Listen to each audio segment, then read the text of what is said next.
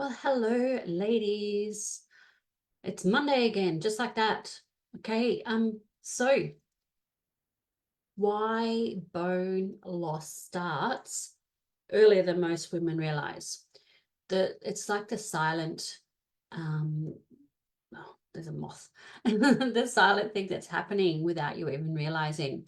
So if your doctor told you today that you'd lost 10 to 20% of your bone density over the last few years, would you already known? Would you have been aware before he said that? Most women wouldn't, because unlike hot flushes, weight gain, brain fog, bone loss is silent. You don't feel it happening. And that's exactly why we need to talk about it. Your bones don't wait until you're old to start changing. Menopause is often when the process accelerates. And what you do now matters more than what you do later. Putting it off is not going to make it any easier, or it's making it harder. The interesting thing about bone loss is that most women aren't feeling anything because they're too worried about the other things, the weight gain, the fatigue, the sleep, the hormones, the brain fog. Very few women are waking up thinking, I wonder how my bones are doing. And that's completely understandable because bone loss doesn't usually hurt until it does. It doesn't announce itself. It doesn't send obvious warning signs like I talk about. I talk about your symptoms are messages from your body, and then your body will send you tap tap, and if you don't listen, it gets louder. Whereas with bones, you don't hear that, right? Which means that many women assume if nothing hurts, everything must be fine. Then one day, a woman has a bone density scan routine, or your friend breaks a wrist, or you might have a fall and fracture a hip, and suddenly the fear arrives. Am I heading down that same path? Like if it's happened, I know a lot of people I work with, their mothers and or fathers, but generally mothers have had a fall, a trip, and broken a hip. And so you start wondering, am I heading down the same path? Have I left it too late? If I can't take HRT, am I doomed? And because there's so much conflicting information, women often don't know what to believe. Does that sound familiar? Like a lot of things. So one of the most important things to understand is that menopause isn't just a hormone transition. It's a musculoskeletal transition. Estrogen helps regulate the balance between building bone and breaking bone down. So as estrogen declines, bone breakdown can begin to outpace bone building. Research suggests that women can lose up to 20% of their lifetime bone mass during menopausal transition. And the fastest loss often occurs in the years around and immediately after menopause. That's why bone health is not a 70-year-old conversation. It's a midlife conversation.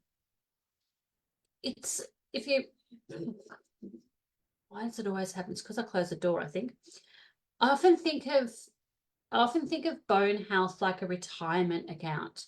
You don't notice the small withdrawals at first, but if more is going out than what is going in year after year, eventually the balance starts changing to the negative. And by the time you notice the problem, a lot has already been lost. So here's what I think gets missed. Bone isn't the whole story. Muscles matter too, because fractures aren't just about weak bones. They're also about muscle loss, balance, strength, fall risks. I call this your metabolic skeleton. Bone and muscle are partners, and we need to support both. What I see over and over again are women being told, just take calcium, as though bone health is a calcium deficiency alone. And while calcium matters, it's only one piece. Right? Calcium, it is an important part, but just take a calcium tablet is such outdated advice. Calcium is essential for bone, but modern research is very, very clear. Swallowing big calcium tablets is not a magic fix for osteoporosis. Food first, then small supplemental doses if your diet falls short. It's a much safer pattern. The form matters too. Calcium citrate is often better absorbed in midlife women than the bargain bin calcium carbonate, which most common brand being sold in the pharmacy is calcium carbonate because it's cheap.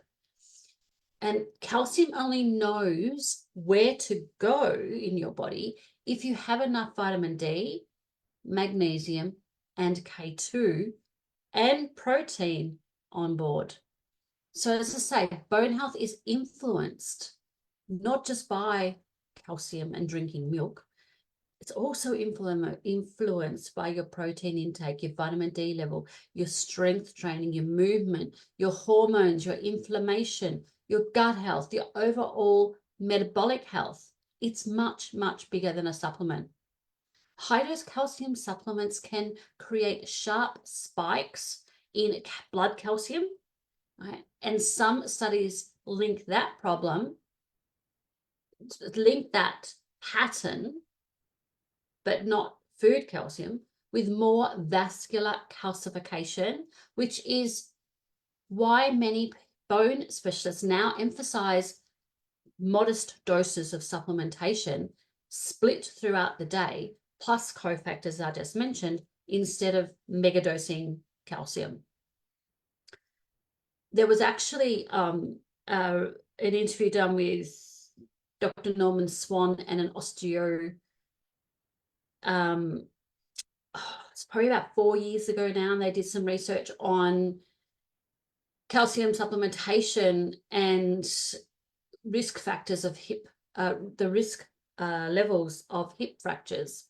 And the conclusion was it doesn't change it. So we need to just think beyond calcium supplementation. All right, so women want to know, what can I actually do? The good news is there is a lot within your own control.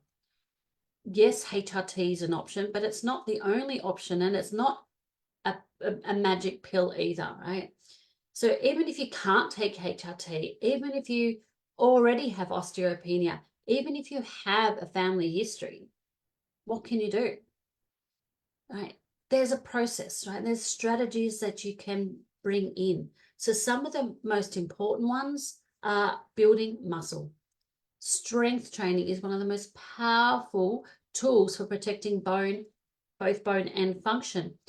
It's even, I go to a women's only gym, and we do a lot of jumping and things like that because of that impact, right? And depending on, there are a lot of ladies there that have had hip replacements, knee replacements, have got osteoporosis, osteopenia, and depending on where you're at, how high you jump, right? So it's incremental to fit you.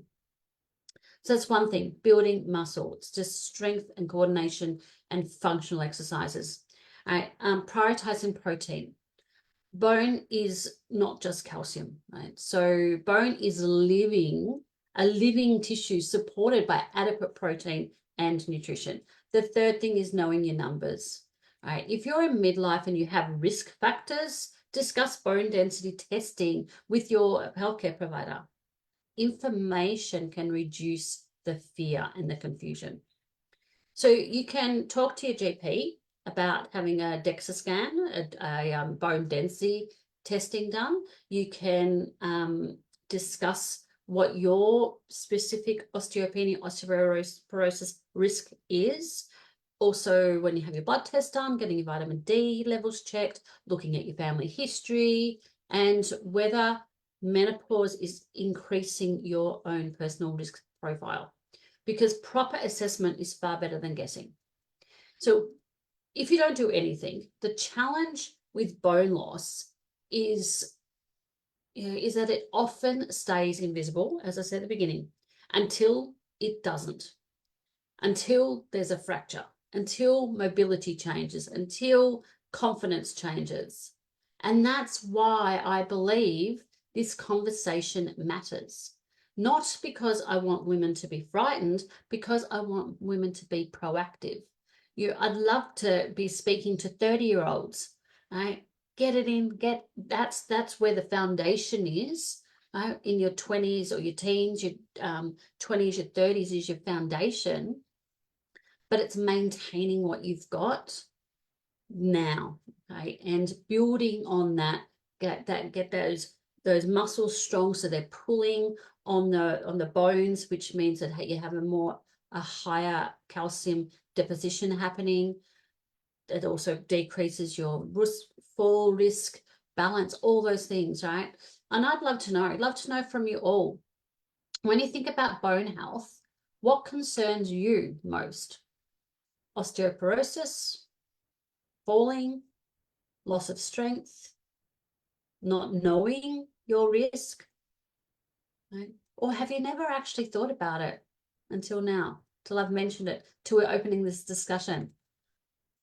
Let me know. Let me know how many of you have been told. I'm just checking my phone to see if there's anyone commenting live, because Facebook isn't showing me. And my phone's not even showing me that I'm live. Let me just see. No, it's not going to show me. So there we go. Hi, Carmel. Yeah, so how many of you have been told that you have osteopenia, and how many of you are taking a generic calcium supplement from a chemist? Let me know in the comments, and we'll continue this chat throughout this week. And also for those of you who haven't yet, if you're interested and you haven't registered, don't forget to register for my masterclass running on Wednesday morning. This is the last time I'm going to be handing out the replay and running it the way I am, to try and streamline my own work and my own stress levels a bit more. So, yep, if you can't make it live, still register so you get a link with the replay. I know there's no perfect time, day that's going to suit everyone. So let me know if you need the link. Still has been emailed out a few times, and there has been a few posts about it. So that's Wednesday's masterclass, the missing piece. So if you keep doing the same thing, you're not getting any results. What's the missing piece? So that's what I'm going to be talking about on Wednesday's masterclass. Otherwise, I'll be popping in here to do the real talk. And each day there'll be some more information coming up about bone health. Hope it's helpful. Let me know what you think. All right, ladies, let you go on with your evening, and I'll see you